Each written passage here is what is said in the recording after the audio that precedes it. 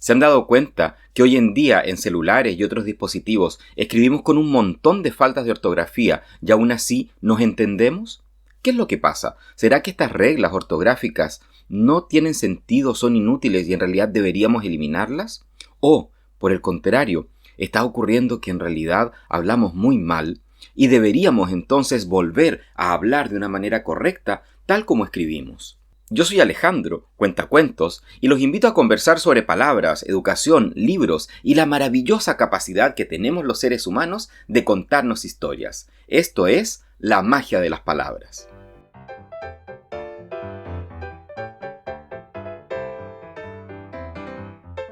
El otro día, andando por la calle, me encontré con un camión que tenía un rótulo y decía instalaciones eléctricas. Y me llamó mucho la atención, la verdad es que me dejó pensando mucho rato este aviso que había ahí. Ustedes dirán, ¿qué es lo que tiene de extraño una empresa que hace ese tipo de cosas? Y la verdad es que lo extraño era la palabra que estaba escrita ahí. Para que ustedes entiendan mejor a qué me refiero, los invito a que hagamos un pequeño ejercicio. Digan ustedes en voz alta las siguientes palabras que yo les voy a decir. Si quieren pueden detener el video para poder decirlas, para poder hacer este experimento. Pueden preguntarle a otras personas que estén cerca, en su casa, y hagamos este ejercicio. ¿Cómo dicen ustedes estas palabras de una manera rápida, casual, sin preocuparse mucho de cómo se dicen? Y las palabras son las siguientes: instalaciones, instituto, instantáneo, exquisito, extraordinario, excepcional. Solo por nombrar algunas. Hagan este ejercicio y fíjense ustedes, escúchense cómo las dicen. ¿Dicen instalaciones o instalaciones? ¿Se dan cuenta? Hay un leve sonido que nosotros no pronunciamos. Entonces, este letrero que yo vi que decía instalaciones eléctricas estaba bien escrito si uno lo considera desde el punto de vista de cómo se dice la palabra de manera habitual. Es posible que aquí hay algunas personas que están escuchando de algún país de habla española donde se pronuncia con algún poco más de cuidado estas palabras. Pero lo más probable es que en el habla cotidiana, en cualquier parte que hablemos español, nos comemos estas S de instalaciones o la X de extraordinario, la pronunciamos como una S de extraordinario, simplemente, o exquisito. Esto me lleva a pensar en las dos grandes corrientes que hay con respecto a la ortografía, es decir, a cómo nosotros debemos escribir bien. Una es la postura etimológica y la otra es la postura fonémica. Esta postura etimológica parte de la base de que nosotros debemos escribir el castellano de la misma manera en que se ha venido escribiendo de una manera tradicional para poder conservar la etimología, es decir, el origen de las palabras.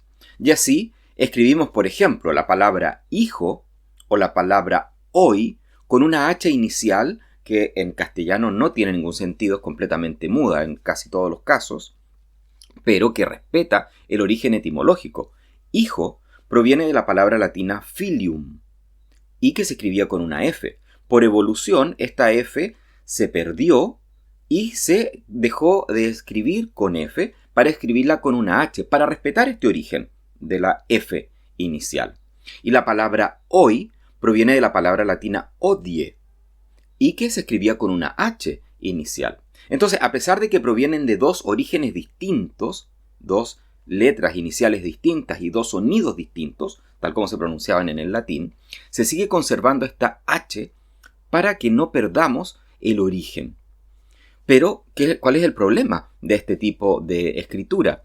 Que al final estamos escribiendo de una manera en la que se pronunciaba el castellano a lo mejor hace 800 o hace 1000 años atrás, o estamos respetando una etimología, una escritura de un idioma que era el latín, es decir, un idioma distinto al castellano.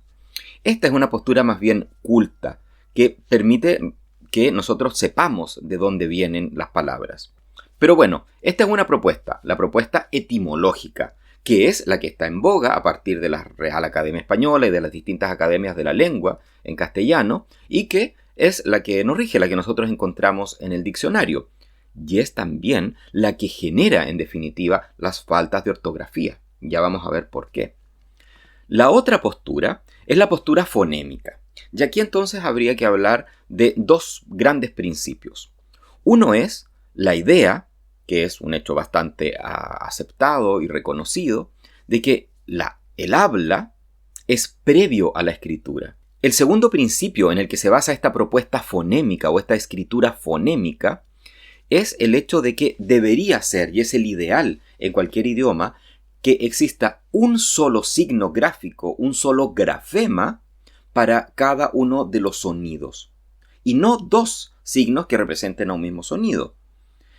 Esto permitiría entonces que nosotros no tuviéramos las incongruencias que se dan hoy en día en el castellano, donde nosotros, por ejemplo, si queremos escribir la palabra Jorge, tenemos que utilizar dos signos gráficos para representar un mismo sonido.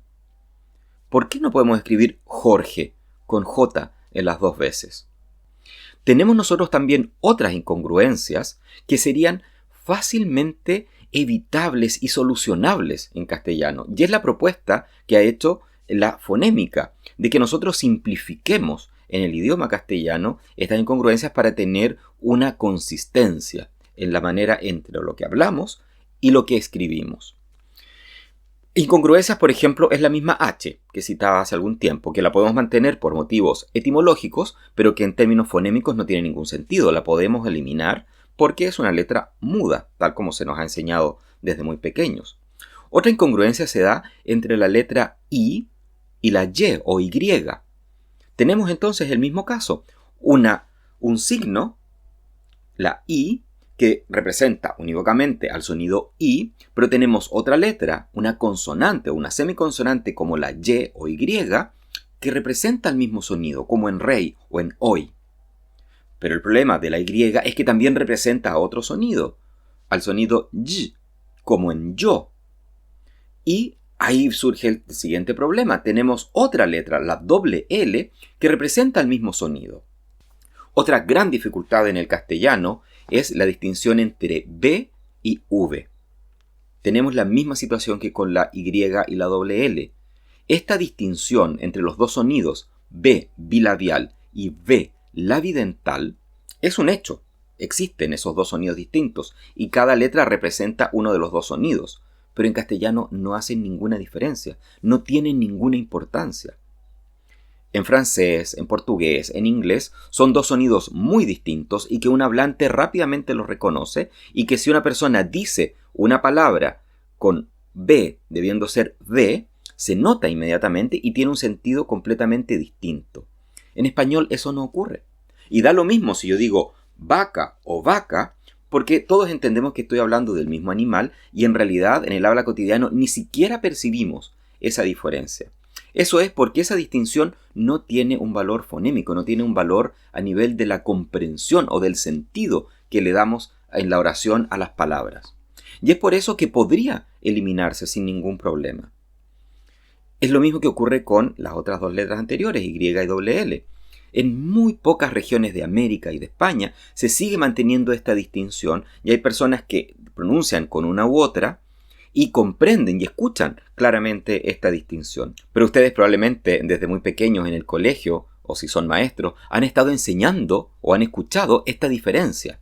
Y se insiste mucho en los profesores de cómo pronunciar una y cómo pronunciar otra. Pero en realidad esto es una influencia que se dio a principios del siglo XX de las escuelas francesas. Profesores españoles que tomaron esta influencia y por una manera de afrancesamiento quisieron mantener esa distinción en el castellano, siendo que no era real. Lo más simple era haber eliminado una de las dos y haber dejado la B, por ejemplo, para escribir vaca, burro, vaso o bien. La otra gran dificultad que tenemos en castellano es que tenemos 4 signos gráficos para representar un mismo sonido. Es el caso de la S, la C, la Z y la X. Los 4 signos representan el sonido S, de sapo o de serpiente o de César. Y tenemos también el caso de que la C además representa otros sonidos, la K, igual que la K y la Q. Todas estas incongruencias hacen indispensable tener algún tipo de reforma, algún tipo de simplificación en la escritura.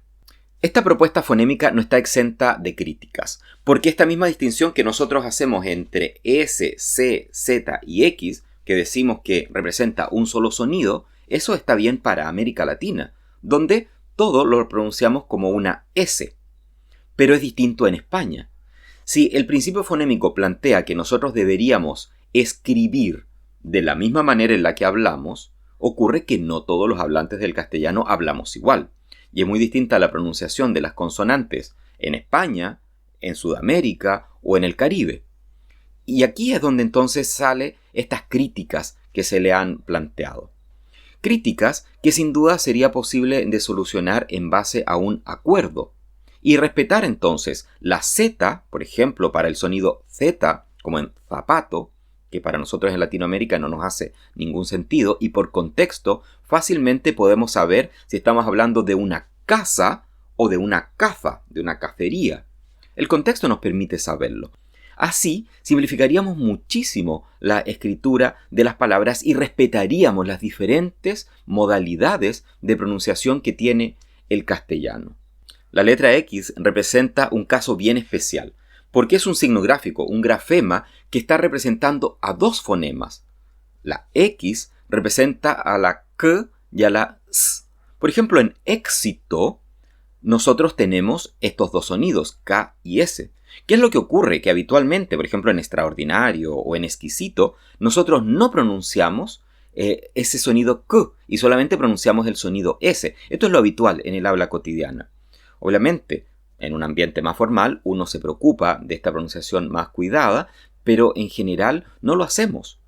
Entonces, es una letra que fácilmente podría ser eliminada, este grafema X, para dejar solamente la S. O, en los casos en que realmente nosotros lo pronunciemos, bueno, se puede reemplazar por las dos letras que corresponden, la K y la S. Estas son las incongruencias que plantea esta ortografía etimológica, y es lo que propone entonces la reforma fonémica del lenguaje. En algunos idiomas sería francamente imposible, como en el inglés o el francés, y se ha tratado de hacer muchas veces, pero no ha ocurrido. Pero en castellano sí tiene varios antecedentes. Desde fines del siglo XVI ya se vienen planteando una serie de reformas de nuevas ortografías para escribir el castellano de una manera mucho más cercana a cómo nosotros lo hablamos.